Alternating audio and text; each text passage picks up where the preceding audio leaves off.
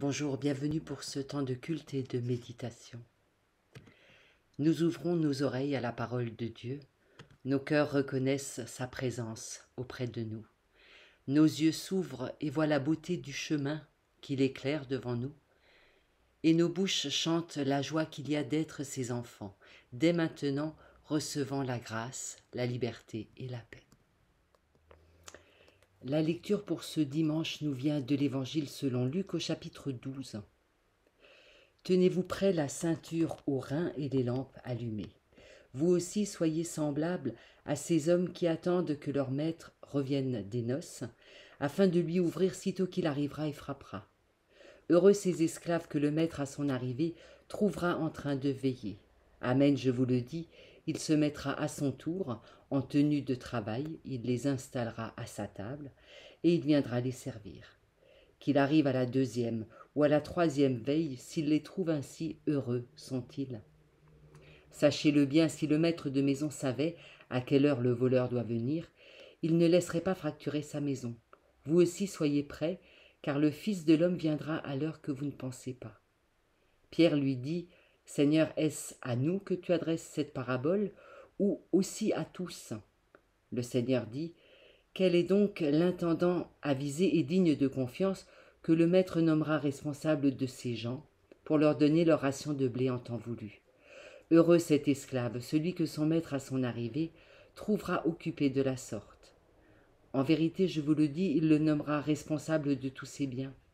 Mais si cet esclave se dit « Mon maître tarde à venir », qu'il se mette à battre les serviteurs et les servantes, à manger, à boire et à s'enivrer, le maître de cet esclave viendra le jour où il ne s'y attend pas, et à l'heure qu'il ne connaît pas, il le mettra en pièces, il lui fera partager le sort des infidèles. L'esclave qui aura connu la volonté de son maître, mais qui n'aura rien préparé ni fait en vue de cette volonté, sera battu d'un grand nombre de coups. En revanche, celui qui ne l'aura pas connu et aura fait des choses qui méritent un châtiment, ne sera battu que de peu de coups. À quiconque il a été beaucoup donné, il sera beaucoup demandé. De celui à qui on a beaucoup confié, on exigera davantage. Alors ce dimanche, Luc change de ton. Les dernières semaines, on lisait une rencontre entre une femme et Jésus, cette femme à qui Jésus faisait une place inhabituelle. On lisait une parabole qui nous poussait à réfléchir sur nos possessions, sur l'être et l'avoir. Mais là, on a un de ces textes difficiles et un texte qui présente Jésus utilisant un vocabulaire assez violent. C'est pas vraiment l'image qu'on se fait de Jésus. Lui qui parle ici de mettre en pièces une personne, littéralement de le déchirer en deux. C'est un texte difficile, mais qui parle en fait d'une thématique assez difficile, celle du retour du Maître, le retour de Christ. C'est une thématique qui crée le plus souvent au moins de la réserve, sinon de la crainte. Qu'est-ce qu'on dit en tant que chrétien sur le retour du Christ ? Les positions sont diverses. On va de la relativisation à une utilisation presque coercitive.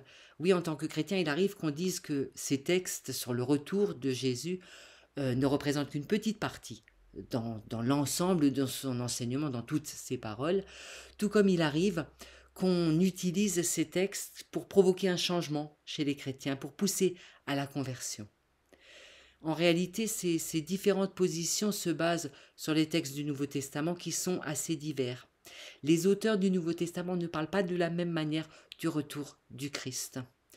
Et si ces textes peuvent être effrayants à première lecture, ils portent tous une idée fondamentale, celle que le monde ne court pas à sa perte, qu'il ne va pas se jeter dans l'abîme, mais qu'il se jette dans les mains de Dieu, entre les bras de Dieu.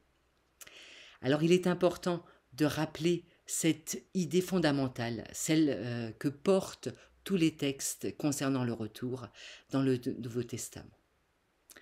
Alors si on trouve ce fondement commun, les auteurs du Nouveau Testament évidemment ne l'expriment pas de la même manière.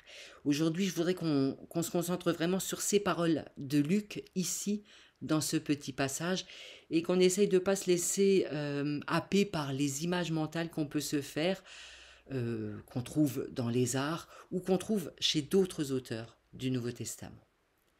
Vous avez remarqué que ce passage se découpe en deux parties. On a une deuxième partie qui est introduite par la question de Pierre, qui s'adresse aux responsables des communautés et qui appuie un peu sur l'importance de leur charge. La première partie parle de manière plus générale du retour du Christ et c'est sur celle-là que je m'arrêterai. Le retour de Jésus dans la puissance, dans la persuasion des incroyants et la confirmation des croyants, c'est l'idée qu'on se fait généralement du retour du Christ. Eh bien, en fait, on ne la trouve pas ici, cette idée. C'est pas ce que dit Luc dans ces versets-là. Il est question ici d'une arrivée dans la discrétion au milieu de la nuit. Et aussi d'une personne qui se trouve déjà sur terre, pas très loin, dans un environnement un peu éloigné, mais pas plus que ça.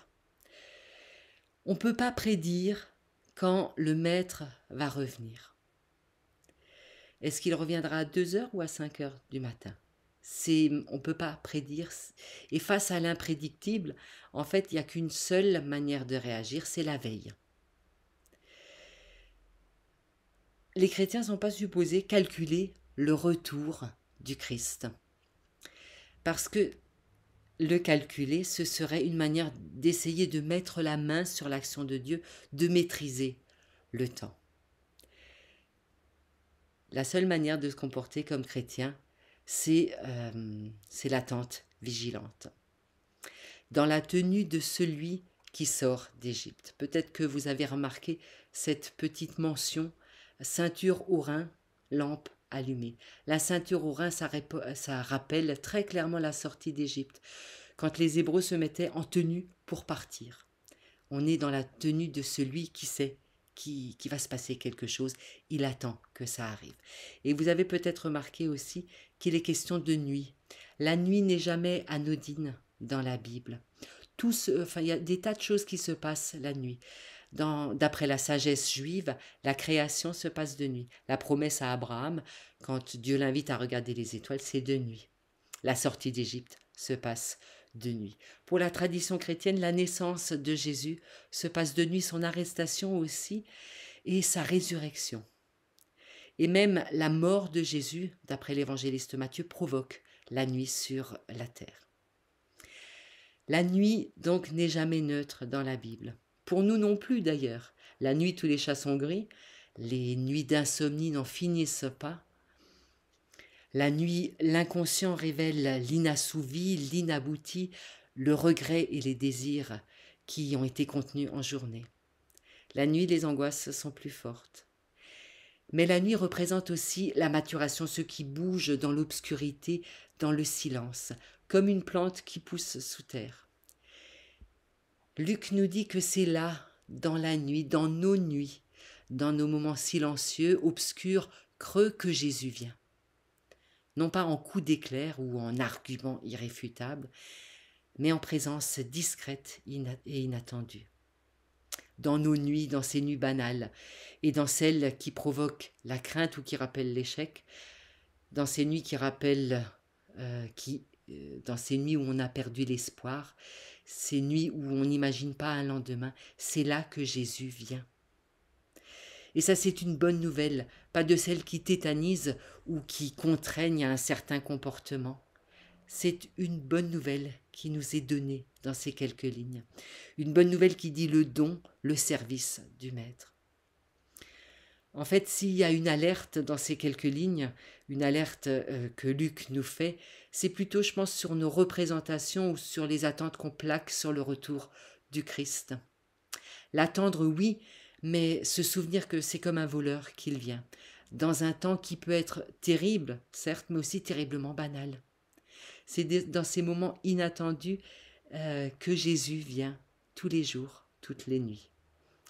Il vient maintenant, cette nuit, dans la nuit de tes impasses, dans la nuit de tes désespoirs. Il vient, nous dit Luc, pour te servir à manger, pour se mettre à ton service, pour devenir ton serviteur. C'est une merveilleuse et bonne nouvelle, une bénédiction et une béatitude que Luc rappelle ici. heureux celui qui l'attend. Avec le psaume 103, rendons grâce. Mon âme bénit le Seigneur, que tout ce qui est en moi bénisse son saint nom. C'est lui qui pardonne toutes mes fautes, c'est lui qui guérit toutes mes infirmités, c'est lui qui arrache ma vie à la tombe, c'est lui qui me couronne de bonté et de miséricorde. Je louerai le Seigneur tant que je vivrai, je célébrerai son nom tant que j'existerai. Très bonne journée à vous tous.